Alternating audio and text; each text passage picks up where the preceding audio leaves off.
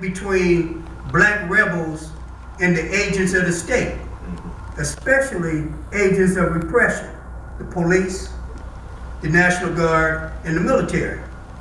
And finally, these are rebellions, but these are efforts to redistribute property and to punish capitalists who charge exorbitant prices and provide substandard merchandise and demean people. Right? So black rebellions, they are rare. However, they do seem to occur in clusters. The late 1960s, Miami 1980, 1982, Cincinnati had 3 rebellions in the 2000s, and recently, since the murder of Michael Brown, there have been rebellions in Ferguson, Missouri, Cleveland, and Baltimore. So we'll call these large-scale conflagrations initiated by blacks against capitalists and agents of social control black rebellions. Now, in the 1960s, there are 2 seminal works that really capture and provide the best analysis of what happened in the 60s. At the beginning of the 1970s, Samuel Yett and Robert Allen, 2 African-American journalists, published startling assessments of the decisive decade. Yett, then a professor of journalism at Howard University, he had worked for mainstream publications. He was a former associate editor of Ebony. You can't get more black middle class than being an associate editor of Ebony. Right? He was a correspondent of Newsweek. Yet had even been the executive secretary of the Peace Corps. So this brother was marked for the mainstream. His book, The Choice, the issue of black survival in America, it shocked America. Yet alleged that America's rulers had decided to unleash massive governmental repression against black militants and radicals, and that the unconstitutional tactics used to eliminate them had, quote, ushered in a substantial police state, unquote. According to Yett, the Nixon administration rushed to close the legal loopholes in the emerging police state. Not surprisingly, along with black militants and radicals, African Americans in general and white radicals also became immediate victims of the institutionalization of political and police repression. Now, Robert Allen, unlike Yett, was associated with radical political causes his whole career. He worked for The Guardian, which was, quote, America's oldest independent radical newspaper, unquote, after the publication of Black Awakening in Capitalist America. This is a transformative book, right? At 16, it changed my whole worldview. Allen joined the staff of the Black Scholar, which was then the radical African American journal. In Black Awakening, Allen contends that the Euro-American corporate elite strategy of corporate liberalism manifested itself as domestic colonialism. And when applied to African Americans, it emerged as the dominant strategy for curbing black insurgency. Further, he argues that this strategy was rapidly succeeding in cultivating a new black leadership. The new African American leadership was being built through the expansion and transformation of the black middle class. The transformative aspects of the civil rights and black power movements meant that corporate liberal domestic colonialist strategy could not simply recast the old Negro middle class, right? It could not simply empower a small strata of traditional Negro conservatives, but rather it was premised upon the generation of a new black petty bourgeoisie.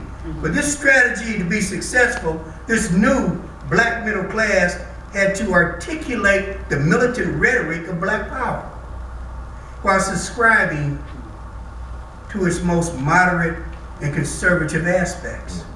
According to Allen, the strategy of domestic neocolonialism mainly entailed the creation of a new strata of managers, technicians, and dependent entrepreneurs, and the facilitation of the rise of this political strata.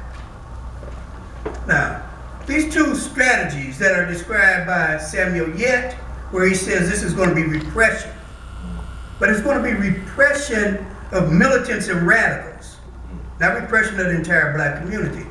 And on the other hand, they're going to incorporate, they're going to cultivate and create a new black middle class. They will appear to be black. They will say all of the things that black militants say, but their goal is to maintain the capitalist system and simply to integrate black people into that framework, right? So from the outbreak of black retaliatory violence in 1963 Birmingham, and this is a point that gets missed in the history books, the first of these urban rebellions is a response to Bull Connor sicking dogs and turning water hoses on 8, 9, 10-year-old children, right? That's first urban rebellion. Right. So those are the explosive, all the way through that to the explosive responses to Dr. Martin Luther King's assassination. Summer rebellions would emerge as a fixture on the U.S. political scene. It would become part of the political culture in the decisive decade, right? The racial explosions also began to highlight the gravity of the legitimacy crisis, but that's what the urban rebellions put in place. They called into question the legitimacy of Euro-American political and economic structures. It called into question the legitimacy of the U.S. state. Now, I want to talk about this strategy. And the strategy that they will evolve contains 3 parts. Contain the urban rebellions and the masses of black people, crush the militants and radicals, and incorporate the moderates. So I want to say something about the rebellions, and then we'll move to talk more about this strategy. So the rebellions, between 1965 and 1968, scholars estimate that there were 329 urban rebellions in 257 American cities. Lerone Bennett observed that there was actually more violence during the years 1963 to about 1972 in the United States than occurred in most of Africa in the decolonization process. If you stop and think about it, many of those things were straight negotiations. Okay? Now, the thing about the revolts, nearly 300 people died, 60,000 arrests, and hundreds of millions of dollars of property loss. Most of the uprisings occurred, 36%, in the Midwest. They most frequently occurred in medium-sized cities. So when we focus on LA, Harlem, Chicago, we miss that it's towns under 500,000 in which most of these rebellions occurred. In 1967, a year that James Foreman, then the executive director of SNCC, and I know Foreman spent some time here working with the League. In 1967, Foreman called this the year of rebellion. In that year, there's 164 rebellions, 45% occurred in cities and populations under 100,000, 28% took place in cities under 50,000. The most deadly clashes between black residents and police, National Guard, and the U.S. Army took place in Newark and Detroit. Right? In Detroit, in the 5 days of the rebellion, at least 43 people were killed. 79% or 33 of them were black. Nearly 1,200 people were injured, and 7,000 people were arrested. And the estimated property damage runs into the hundreds of millions of dollars. Resistance, including retaliatory violence, was the order of the day. Now, the rebellions provide the context in which the militants and the radicals rise to leadership in the black community. Stokely Carmichael, Kwame Ture, H. Rap Brown, Jamil Al-Amin, the Black Panther Party. The militants and radicals are boosted into leadership because of the urban rebellions. The urban rebellions signal a crisis. Every summer, Martin Luther King says, stop, don't, no more burning. And every summer, black folks light the match, right? And this calls into question the leadership, the existing black leadership. Right? Now, how does the state respond? The repression option includes two aspects: containment and judicious repression. These distinct but interrelated approaches represented tactical responses to two different groups, the rebels and the revolutionaries. Now that may sound like not a significant distinction, but those people who take to the streets in Newark, in Harlem, in Detroit, in Plainfield, New Jersey, in Decatur, Illinois, in Indianapolis, those people who take to the street, they're rebelling. They're not committed to the elimination of capitalism. They're not committed to the creation of a new society. That's why I'm calling them rebels. This is situational. They can't take anymore, right? The revolutionaries have a long-term strategic analysis of this conjuncture that tells them that we must eliminate this society as it exists. Okay? So that's the distinction I'm drawing. Now, the initial target was the rebellions. Given the black community's level of high support for the rebellions, the Johnson administration opted not for massive repression, but they chose instead a policy of containment, right? Containment and further study. During the early phases of the Detroit Rebellion on July 23, 1967, President Johnson met with a group of senior advisors. And before making a decision to send the troops into Detroit, he consulted with this group. At that meeting is Roger Wilkins. He's the nephew of Roy Wilkins, head of the NAACP, but he himself is the executive director of the Department of Justice's Community Services Division. And he recounts in his autobiography this story. He says, Johnson emphatically told his advisors, I quote, I don't want some pregnant woman shot by my troops. Send the troops in, but no bullets, no bayonets. Subsequently, on July 29, 1967, President Johnson issued Executive Order 11365, establishing the National Advisory Commission on Civil Disorders. And he charged this commission with three questions. One, find out what happened, why did it happen, and what can be done to prevent it from happening again. Right? Study the rebellions. So in Newark in 1967, 26 people were killed, most shot indiscriminately by the National Guard. In Detroit, 6 days later, 43 people were killed, again, mainly shot by police and National Guardsmen. However, after Martin Luther King was assassinated on April 4th, 1968, the federal government's policy of containment became dominant. There was a play between the federal government and local authority. Local authority, take Richard Daley, the first Daley, not the second, not the son that we just got out of office a few years ago, but the first Daley. What he told the police to do was he said, I don't care whether they're still in a candy bar or TV, shoot the looters. Okay? Johnson understood that every time they showed a picture of the National Guard or the police shooting a black person on television, it further inflamed the resistance, right? So after the assassination of Martin Luther King, this policy of containment becomes dominant.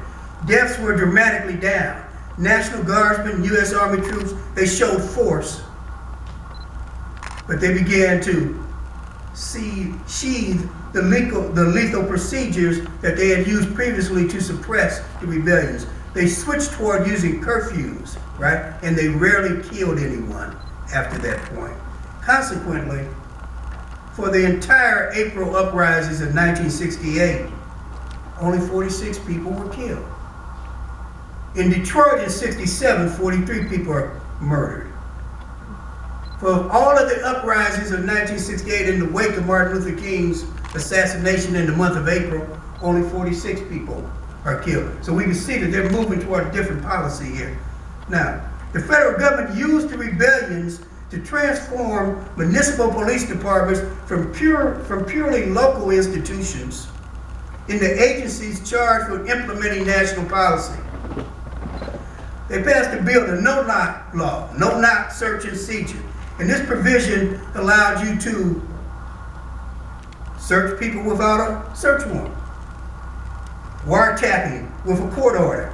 The police had the right to fingerprint or take samples of hair, blood, voice, imprints, even if the person, they had no evidence that the person had been involved in a crime and they couldn't make an arrest. Even if they can't arrest you, they got the right to take samples of your body parts, right? Local law enforcement agencies not only got wider latitude in their powers, but the Justice Department offered them $435 million as part of the 1968 Omnibus Crime Control and Safe Streets Act. Now, the point here is that, I know you guys are saying $435 million, that's pocket change for these billionaires today. But in 1968, that was a hell of a lot of money, okay? And what they used it for was to upgrade police equipment and manpower. In other words, they began to create those SWAT teams on the basis of this funding, right? Congress also revitalized the Mccarran Act. They created domestic concentration camps. And when they passed the Fair Housing Act of 1968, which is the last Civil Rights Act, there was a rider attached to it. And the rider made it a provision, the rider made it a felony to cross state lines with the intent of inciting a riot. Congress called it the H. Rap Brown Law, right? The FBI unleashed COINTELPRO. Through COINTELPRO, as well as state and local initiatives, the federal government opted for a heavier hand. The revolutionaries were to be hounded, harassed, discredited, and even assassinated. The elimination of the radicals cleared the way for the other strategies to work. The central aim was to create a new leadership for the black community. The counterintelligence program included 5 central provisions. I'm not going to go into the detail because this is an audience that knows that. But I will simply reiterate 1 or 2. Prevent the coalition of militant black nationalist groups. Prevent the rise of a messiah who could unify and electrify the militant and black nationalist movement. Prevent militant black nationalist groups and leaders from gaining respectability. And the final goal was to prevent the long-range growth of militant black nationalist organizations, especially among the youth. Now, we can take the Black Panther Party and what happens to the Black Panther Party as a very clear example of this strategy of crushing the radicals, crushing the militants, right? So by 1969, the Black Panther Party had become, according to FBI Director J. Edgar Hoover, the FBI had become the, quote, the greatest threat to internal security of the country. Thus, of the about 300,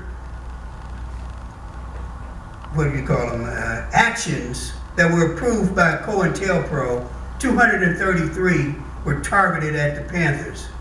Now, obviously, we know that we're never going to be able to get an accurate count on how many actual initiatives they used to go after black radicals. Right. But what we do have from the church committee is a little under 300, right? So the U.S. government engaged in deceit, sabotage, and murder to crush the silent black militants and radicals. COINTELPRO used 3 tactics to crush black militants and radicals. 1, harassment using existing laws. They simply charge you with speeding, they charge you with jaywalking. It's amazing how many black radicals got arrested for jaywalking in the 1960s, right? And they would frame people. Probably the best example of framing is, of course, what happened to Cha-Jua Pratt. And then there was the ultimate form of repression, assassination, Fred Hampton Mark Clark. At least 28 Panthers were assassinated. Okay. Now we come to the strategy of incorporation. This strategy also operated on 2 levels, political and economic. Politically, the government had been trying to shift black action toward the electoral arena since 1961.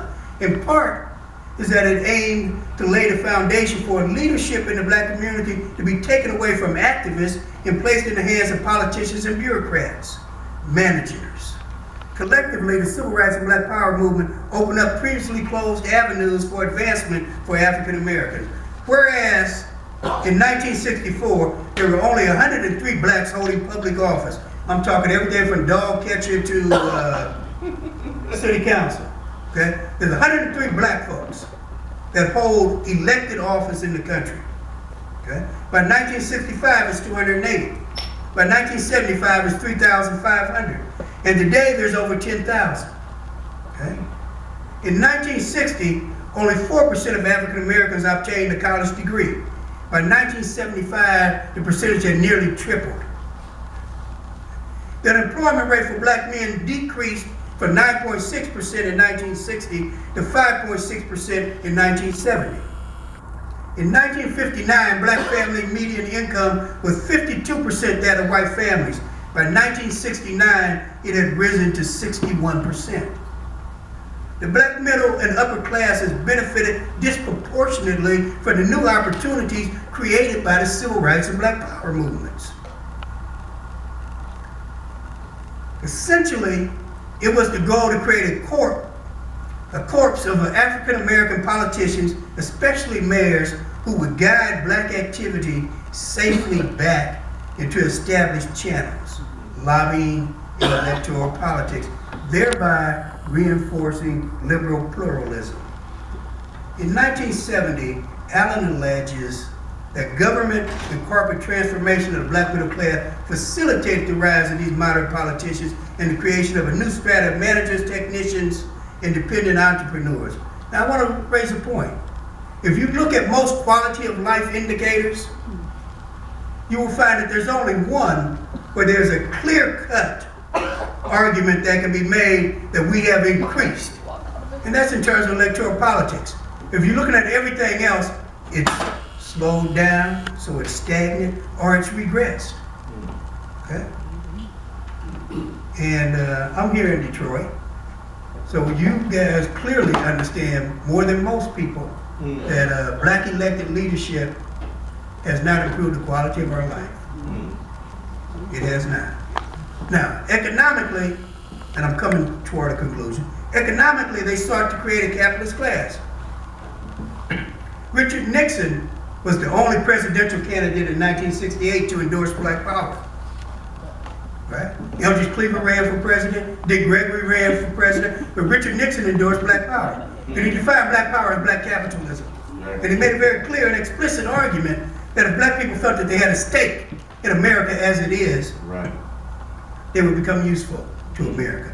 So one of the things that Nixon did was he created the Small Business Administration, within the Small Business Administration, he created something called OMBE, the Office of Minority Business Enterprise. And this became the vehicle through which he would manufacture a new black capitalist class. In 1967, the Small Business Administration established Section 8A.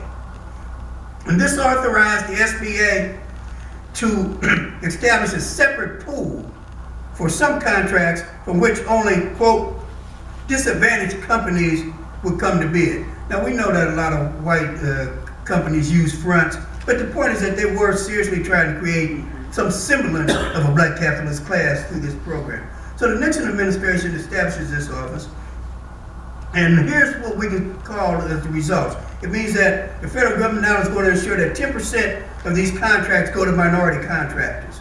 Now, in a study done in 1987, looking at black business development, one of the most curious things is that John Sibley Butler, who performed this study, he found that if you take black enterprises' top 100 black businesses, you will find that 47% of them were started in the 1970s.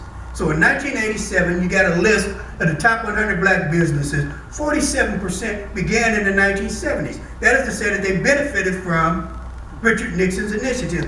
21% started in the 80s, before this program is derailed. So federal support was critical in the development of the new black business class.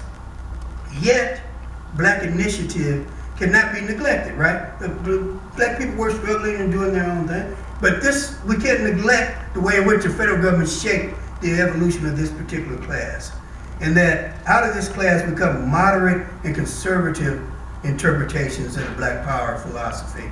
And now I'll bring it to conclusion.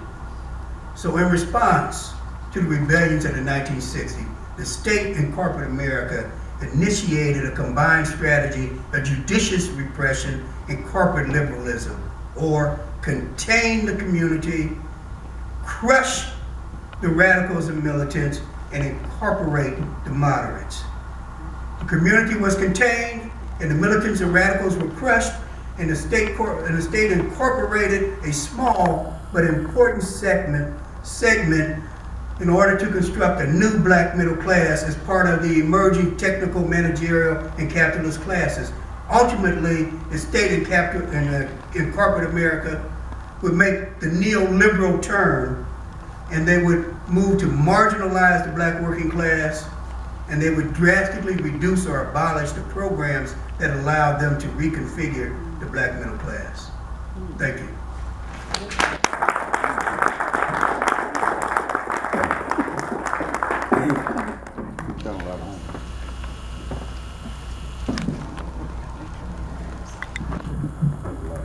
In the name of our mothers, fathers, all our ancestors, I'd like to greet you all.